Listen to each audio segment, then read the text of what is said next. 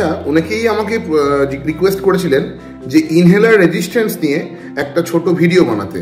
Inhaler resistance মানে কি? আসলে ইনহেলার রেজিস্ট্যান্স কিন্তু কোনো সায়েন্টিফিক টার্ম নয়, এটা একটা কলোকিয়াল টার্ম। মোস্টলি আমরা ইউজ করি যখন দেখা যায় কোনো পেশেন্ট লং টার্ম কোনো ইনহেলার নিলে ইনহেলারটা ঠিকমতো কাজ করে না। এক্ষেত্রে কি ইনহেলারটা অ্যাকচুয়ালি রেজিস্ট্যান্ট হয়ে যায়? ঠিক তা কিন্তু না।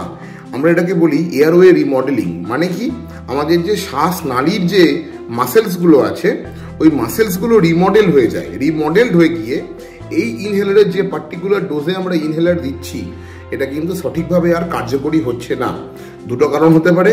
এক হতে পারে যে আপনার যে অ্যাসমা বা সিওপিডি রোগটি আছে ওটি আরও বাড়ছে, অথবা হতে পারে আপনার যে ডোজে আপনি নিচ্ছেন ওই ডোজটি আর কার্যকরী নয়, হয়তো আপনাকে ডোজটা বাড়াতে হবে বা মলিকিউলটা চেঞ্জ করতে হবে।